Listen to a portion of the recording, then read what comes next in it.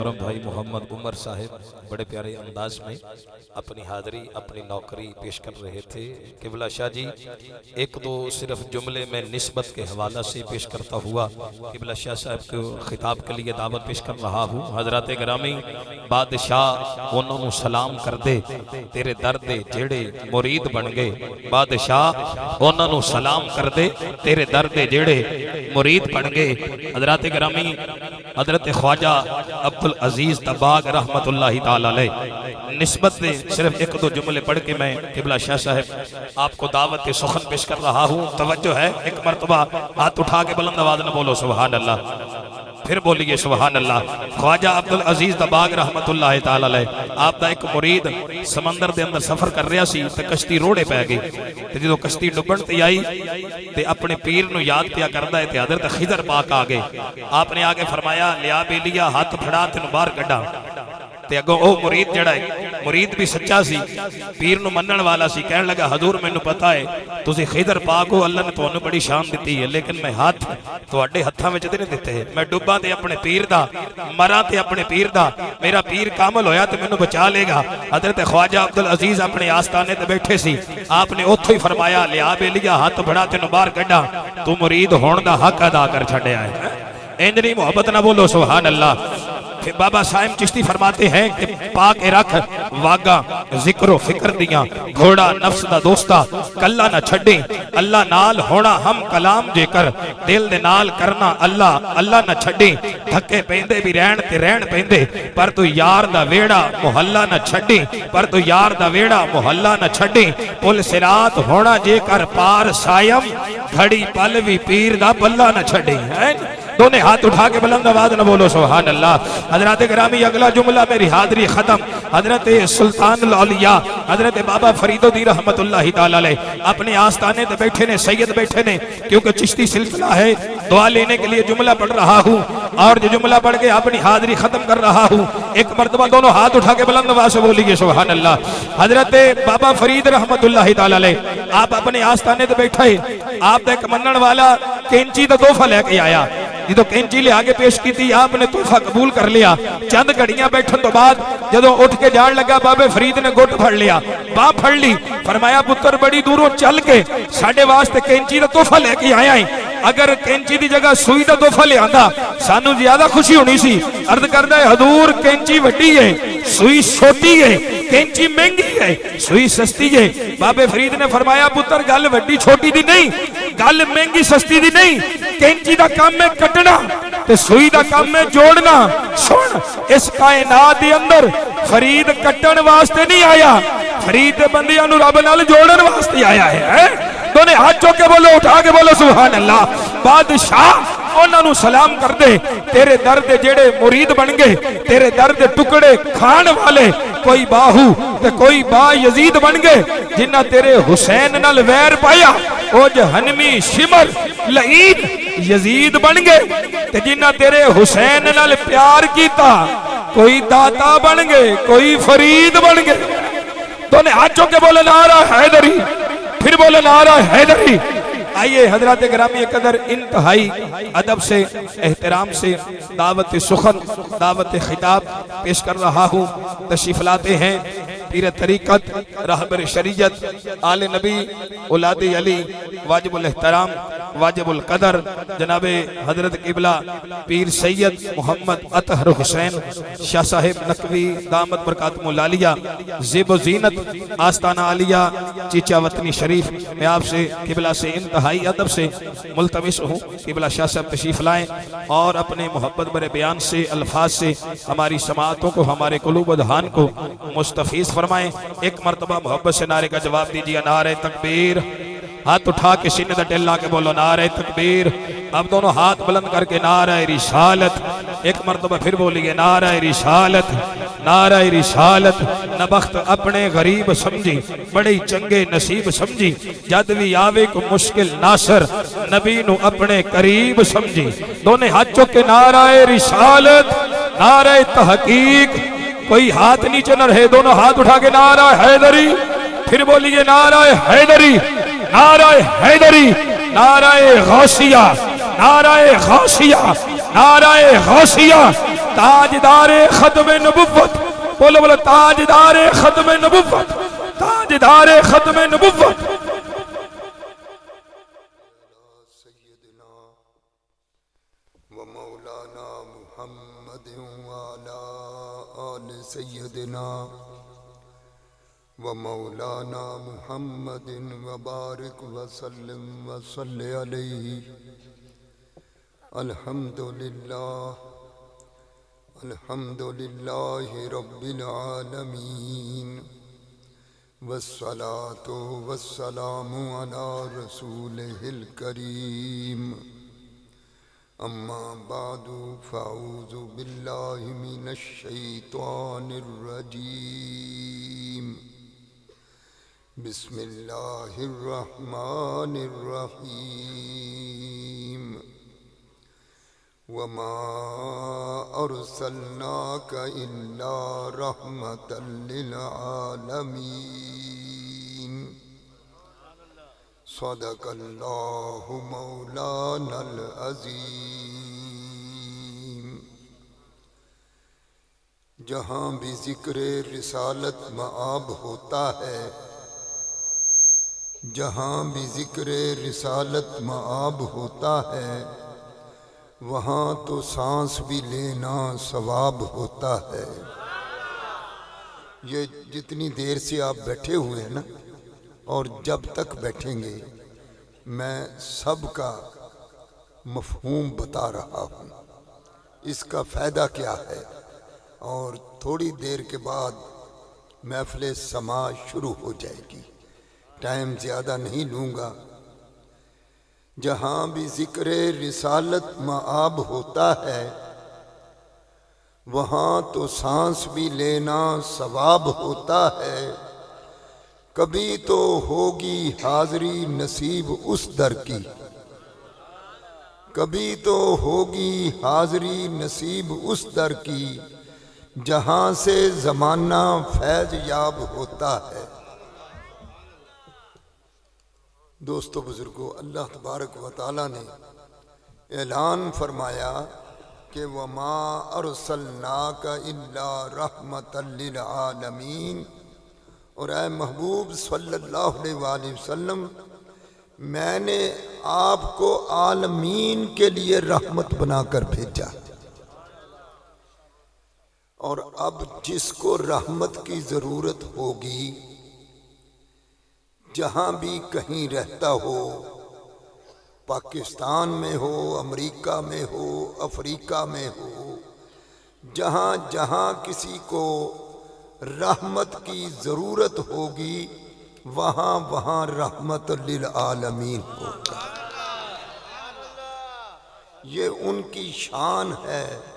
अल्लाह तबारक व तआला ने फरमाया कि लौला कलमा खलक़तुल अफ़लाक, महबूब अगर तुझे ना पैदा करता तो कायनात की किसी चीज़ को ना पैदा करता।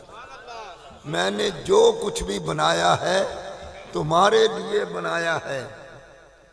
इसीलिए किसी मकाम पर भी जब भी किसी ने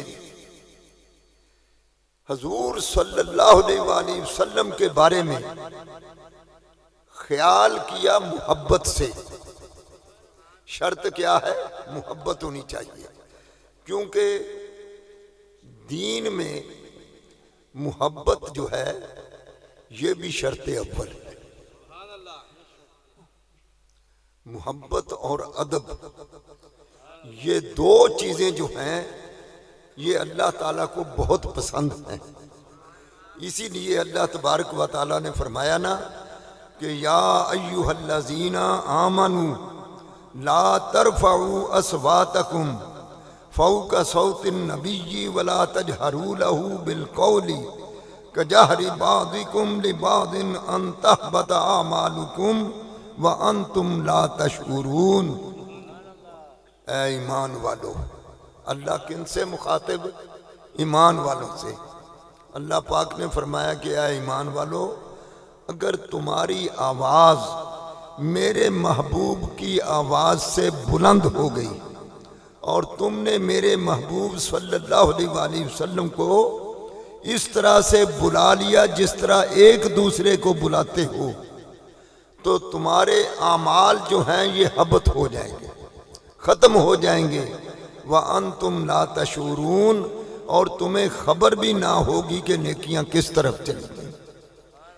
इसलिए अदब और मोहब्बत जो है यही इंसान का बेड़ा पार करती है।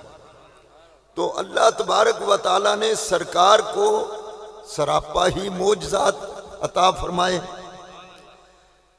तो जब कुफार ने ये ख्याल किया कि हम इनके बारे में ऐसी ऐसी क्या साराइयां करने लगे, तो अब उन्होंने मीटिंग की। अबू जहल जो था उसको सरबराह बनाया। उसने कहा कि मैं भी इन पर सवाल करता हूं। जब वो गया, उसने एक पत्थर उठाया, हाथ में लेकर आ गया, और रसूल पाक सल्लल्लाहु अलैहि वसल्लम जा रहे हैं तो आगे आकर कहने लगा कि आप नबी हैं। तो सरकारे दो आलम सल्लल्लाहु अलैहि वसल्लम ने फरमाया कि हाँ, मैं अल्लाह का नबी हूं। उसने कहा जी कि अगर आप नबी हैं तो ये बताओ कि मेरे हाथ में क्या है। आगे भी तो नबियों का इमाम था ना। उसने सवाल किया कि ये बताओ कि मेरे हाथ में क्या है। तो सरकारे दो आलम सल्लल्लाहु अलैहि वसल्लम ने फरमाया कि मैं बताऊं कि तेरे हाथ में क्या है, या जो तेरे हाथ में है ये बताए कि मैं कौन हूं। वो बड़ा हैरान हुआ कि पत्थर तो कभी बोलते नहीं। उसको क्या मालूम था कि सरकार के मोजज़ात क्या हैं। जबकि मौला अली अलैहिस्सलाम की जात खुद फरमाते हैं कि जब ऐलान नबुव्वत भी नहीं हुआ था तो सरकारे दो आलम सल्लल्लाहु अलैहि वसल्लम फरमाते कि या अली मेरे पीछे आओ, चलते हैं। कौन अली है भाई, जिसका अभी तज़किरा हो रहा था, जिसके बारे में रसूल करीम सल्लल्लाहु अलैहि वसल्लम ने फरमाया कि अगर सारी दुनिया अली की मोहब्बत पर इकट्ठी हो जाती, अगर सारी दुनिया अली की मोहब्बत पर इकट्ठी हो जाती तो अल्लाह तबारक व ताला कभी दोज़ख को पैदा ही ना करता। वो अली कह रहा है कि मैं सरकार के पीछे चलता, और जब सरकार किसी पहाड़ के ऊपर से गुजरते तो पहाड़ के पत्थर भी कहते कि अस्सलातु वस्सलामु अलैका या रसूल अल्लाह। पत्थर भी गवाही देते थे कि रसूल पाक सल्लल्लाहु अलैहि वसल्लम आ रहे हैं। बहरहाल मैं मौजू को लंबा नहीं करूंगा।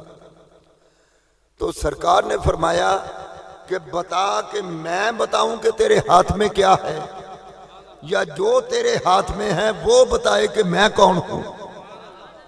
उसने कहा जी अगर ये बोले तो कमाल की बात, ये बोले तो कमाल की बात होगी।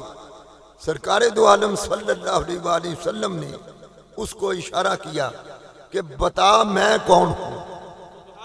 शायर ने इसका तर्जमा किया है, वो कहता है मुट्ठी च पत्थर लैके अबू जहल सी आया, आके हजूर ताई दसो मैं की ले आया। पत्थरां ने पढ़िया कलमा, जाने ओ कुल जमाना, उचियां ने तेरियां शाना। उन्होंने फैसला किया कि ऐसे बात नहीं बनती, अब तो हम मैदान में इसका मुकाबला भी नहीं कर सकते। उन्होंने एक मीटिंग की, उसमें फैसला किया कि किसी पढ़े लिखे शख्स को बुलाया जाए, अगर हमारे पास नहीं तो किसी और मुल्क से बुलाओ, उसकी जो भी फीस वगैरह होगी उसको देंगे।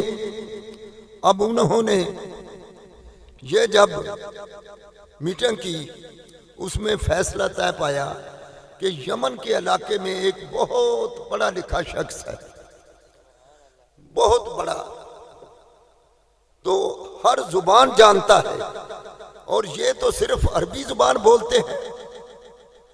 उन्होंने फैसला किया, बस ये हजूर का मौजूदा सुने, उन्होंने ये फैसला किया कि अरब के इलाके से उसको बुलाया जाए, जो भी उसके साथ मामला तय पाए वो आ गया। उसका नाम था हबीब यमनी।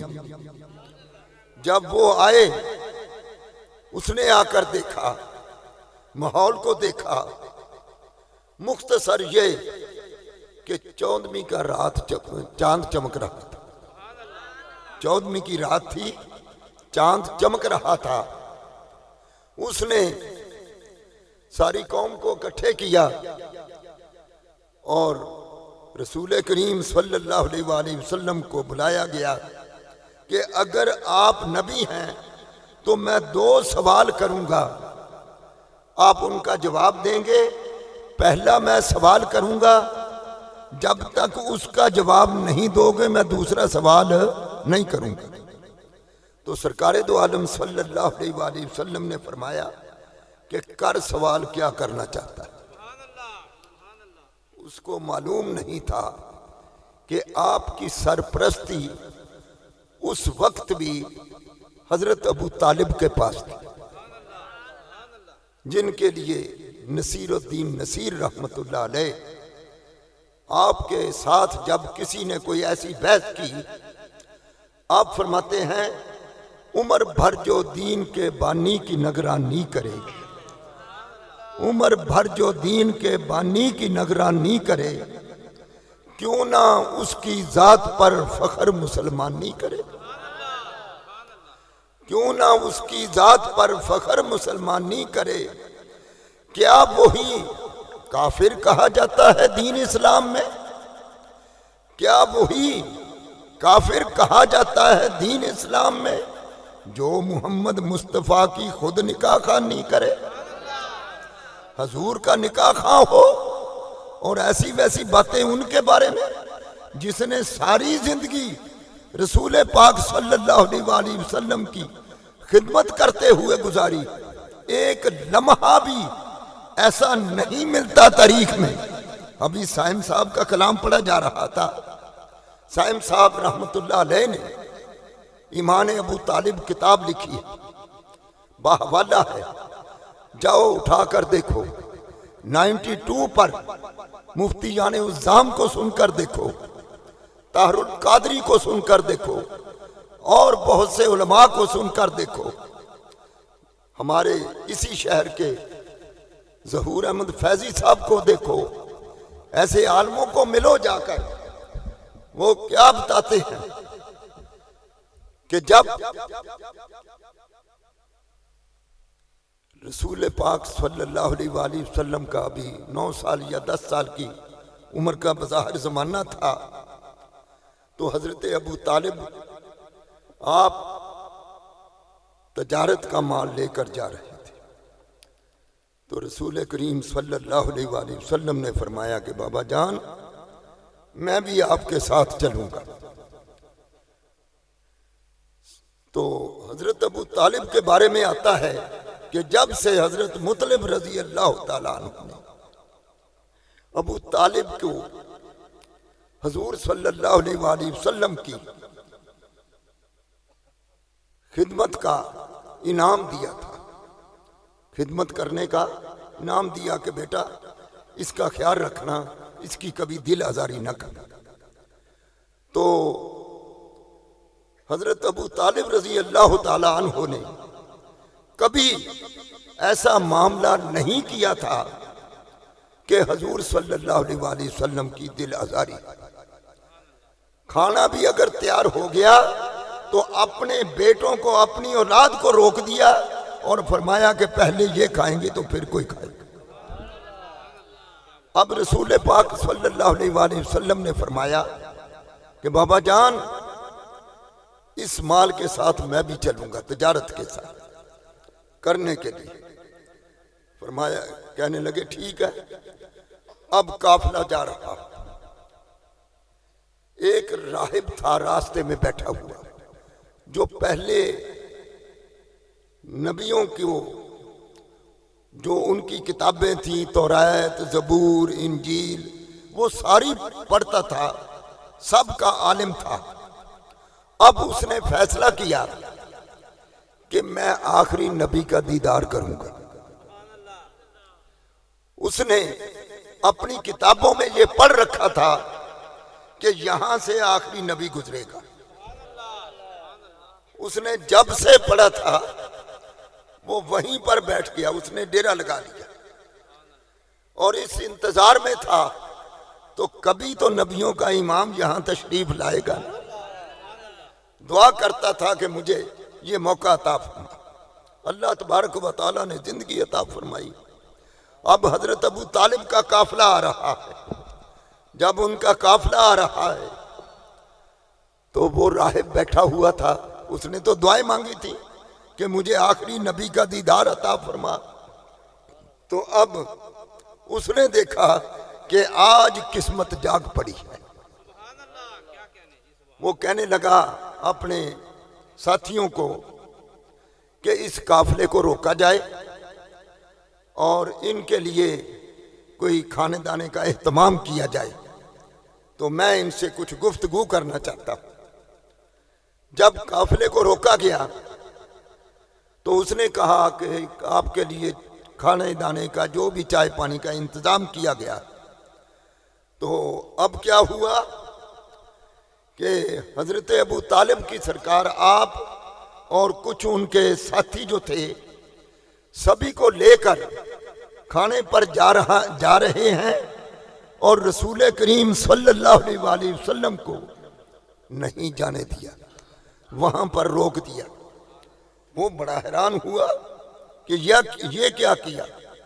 उसने जब पूछा कि ऐ सरदारे कुरैश, ये क्या किया कि एक मेहमान को छोड़ा ये? आपने फरमाया कि वो ऐसे नहीं जाता, पहले हम नौकर जाते हैं फिर वो आते हैं, अगर तसल्ली होगी तो फिर आएंगे। अब उसने कहा जनाब, मैंने किताबों में पढ़ा था कि आखिरी नबी होगा, उसकी ये निशानियां होंगी।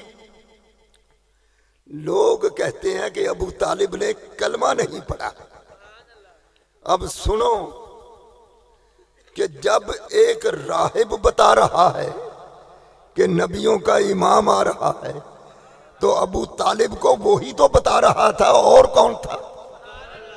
अगर अबू तालिब को हजूर सल्लल्लाहु अलैहि वसल्लम की नबुव्वत का इनकार होता या इस नबुव्वत को नापसंद करना होता तो कह देते उसी वक्त कि तेरा रास्ता और है, मेरा रास्ता। मगर एक लम्हे के लिए भी हजूर की दिल आजारी नहीं की। जाओ, आज भी मक्का शरीफ में एक घाटी है जिसका नाम शैब अबू तालिब। क्या था उसमें हुआ? हजूर नबी करीम सल्लल्लाहु अलैहि वसल्लम को 3 साल तक उस घाटी में छुपाकर जब ऐलान नबुव्वत कर दिया, इतना खतरा हुआ कि जान का खतरा हो गया। अब अबू तालिब की सरकार ने क्या किया कि रसूल पाक सल्लल्लाहु अलैहि वसल्लम को घाटी में उतार कर 3 साल तक नंगी तलवार का पहरा देते। हल जज़ाउल इहसानी इल्लल इहसान। ये तो फैसले अल्लाह ने करने हैं ना। उस दिन देखेंगे कि हम भी, उनको सलाम करने वाले भी जाएंगे और जो उन पर ऐसी बातें करने वाले हैं वो भी जाएंगे, और हजूर सल्लल्लाहु अलैहि वसल्लम की कचहरी लगी होगी, अल्लाह तबारक व तआला की कचहरी लगी होगी। उस दिन देखेंगे कि फैसले क्या होते। तो अब उसने बताया कि जनाब ये नबियों का इमाम है, मैंने पढ़ा है इनके बारे में और वो निशानियां इसमें पाई जाती हैं। बादल ने साया किया हुआ है और इनके जिस्म का साया नहीं है। जो मैंने निशानियां पढ़ी हैं वो इसमें पाई जाती हैं। मैं तो दुआ करता था, आज अल्लाह ने मुझे मौका दिया, आपने उनको लेकर नहीं आए। बहरहाल उसके साथ भी हजूर सल्लल्लाहु अलैहि वसल्लम की मुलाकात कराई गई। आगे राहब ने फिर अपील की कि ऐ सरदारे कुरैश, आगे इसके दुश्मन बहुत हैं, अगर आप इसको आगे ले गए तो कहीं ऐसा ना हो कि इनको शहीद कर दिया जाए। बेहतर यह है कि ये जो तुम्हारा माल है, ये जैसे भी घाटे में नफे में जैसे भी फरोख्त होता है, यहीं पर कर दो और इसको संभाल कर वापस ले जाओ। तो अबू तालिब ने उनका मशवरा माना, वहीं पर अपना माल फरोख्त कर दिया, जैसे भी किया। रसूल करीम सल्लल्लाहु अलैहि वसल्लम को बाहिफाजत वापस लाए। तो बताओ कि जो हुजूर की नबुव्वत को मान रहा है, अभी ऐलान नबुव्वत भी नहीं हुआ, राहब ने बताया, उन्होंने माल वहीं पर फरोख्त किया। तो इसलिए आप वो हस्ती हैं। तो कहने का मतलब ये है कि रसूल पाक सल्लल्लाहु अलैहि वसल्लम के साथ हबीब यमनी जो था, उसने एक मुकाबले की शक्ल में आया। तो उसने कहा कि 14वीं रात का चांद है, अगर आप नबी हैं तो जादू जो है ना, ये ज़मीनी मखलूक पर चलता है। अब उसका फैसला सुने, ताकि आपके इल्म में भी ये बात हो जाए कि जादू जो है ये ज़मीनी मखलूक पर चलता है, आसमानी मखलूक पर नहीं चलता। तो अब उसने कहा कि अगर आप नबी हैं तो चांद को 2 टुकड़े करके दिखा दो। जैसे ही उसने कहा तो सरकारे दो आलम सल्लल्लाहु अलैहि वसल्लम ने उंगली का इशारा किया। बस इशारा करना था कि चांद 2 टुकड़े हो गए। अब हबीब यमनी जो था, पढ़ा लिखा तो था बहुत बड़ा, तो अब रोना शुरू हो गया, रो रहा। रसूल पाक सल्लल्लाहु अलैहि वसल्लम ने फरमाया कि अब रोने की जरूरत नहीं है, दूसरा सवाल कर। तू 2 सवाल लेकर आया था, एक सवाल तो कर लिया है, दूसरा सवाल कर। वो खामोश।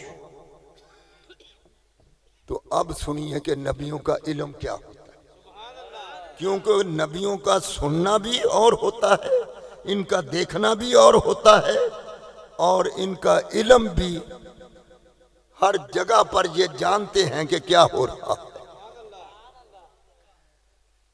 इसमें बहुत सी मिसालें हैं कुरान पाक से। सुलेमान अलैहिस्सलाम के तख्त की मिसाल देखें।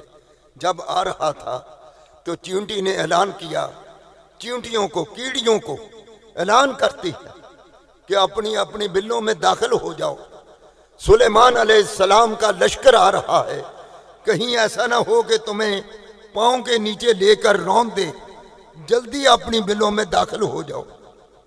तो अब सुलेमान अलैहिस्सलाम का तख्त ऊपर आ रहा है, आप वहां से मुस्कुरा रहे हैं कि ये चींटी जो है ये क्या कह रही है। तो आपने जब उस मकाम पर आए, आपने फरमाया कि मेरे तख्त को उतार दो, रोको। तख्त उतारा गया, आप उसकी बिल के पास गए। जब गए तो कहते क्या है, ऐ मंजरा बाहर आ, क्या ऐलान कर रही थी। यानी नबी है ना, कीड़ियों की आवाज भी सुन रहे हैं और देख रहे हैं कि यहां पर रहती है। अब उसने, चींटी ने यह ऐलान किया, सुलेमान अलैहिस्सलाम ने बताया कि इसने कोई बात की है। जब आई तो आपने अपने हाथ पर बिठाया उसको और फरमाया, उससे गुफ्तगू कर रहे। नबियों का इमाम है, नबी है ना, तो अब नबियों के इमाम की बात फिर करूंगा। ये सुनो कि सुलेमान अलैहिस्सलाम का इल्म क्या कह रहा है। आपने उस चींटी को देखा, उस पर सवाल किया कि तू ये ऐलान कर रही थी, बहुत बड़ी हुकूमत है तेरी। उसने कहा कि जनाब, इन पर जो कमांडर लगे हुए हैं ना, वो 70 लाख है या 70,000, और एक एक के नीचे 70-70 हजार है। इतनी बड़ी मेरी हुकूमत है, क्या मैं इनको बचाऊं ना? आपने फरमाया कि ये बता कि ये तेरे दरमियान में जो आता है, इसमें होती है ना जरा वो खम सा होता है, ये क्या है? वो कहने लगी, सरकार ये जो सिपाही होते हैं ना, ये हर वक्त पेटी बांध कर रखते हैं कि पता नहीं उसका हुक्म कब आ जाएगा। बहरहाल मैं इस तरफ नहीं जाता, अब नबियों के इमाम के इल्म की बात कर रहा हूं कि जब रसूल पाक सल्लल्लाहु अलैहि वसल्लम ने हबीब यमनी को चांद के 2 टुकड़े करके दिखा दिया, कौम ने देख लिया, अब वो रोने लगा। सरकार ने फरमाया, रोता क्यों है, सवाल कर। वो सवाल नहीं कर रहा। तो अब सुनिए कि सरकार दो आलम सल्लल्लाहु अलैहि वसल्लम ने फरमाया कि दूसरा सवाल करता है या कि तेरा सवाल भी बताऊं कि तू क्या यमन के इलाके से सोच कर आया था, यमन के इलाके से तू क्या सवाल लेकर आया था, ये भी बताऊं। सवाल तो उसने घर बैठ के सोचा होगा ना, देखा होगा। तो सरकार फरमाते हैं कि वो भी बताऊं कि तेरा सवाल क्या है। कहने लगा, जनाब अगर ये सवाल भी बता दें और जवाब भी बता दें तो क्या ही बात है। सरकार दो आलम सल्लल्लाहु अलैहि वसल्लम ने फरमाया कि तेरा सवाल दूसरा ये है कि तेरी एक बेटी है, वो जो तुम्हारे लिए एक मुसीबत बनी हुई है, गोशत का पहाड़ बना हुआ है, और चलती नहीं, बोलती नहीं, आंधी है, बोली है, अपाहज है, मोहताज है, और तुम्हारे लिए एक मुसीबत बनी हुई है। तू सवाल लेकर आया था कि अगर आप नबी हैं तो मेरी बेटी को ठीक कर दो। बस जैसे ही सरकार दो आलम सल्लल्लाहु अलैहि वसल्लम ने फरमाया, कहने लगा, जनाब यही सवाल था। आपने फरमाया कि जा, मैं मोहम्मद सल्लल्लाहु अलैहि वसल्लम ने तेरी बेटी को ठीक कर दिया।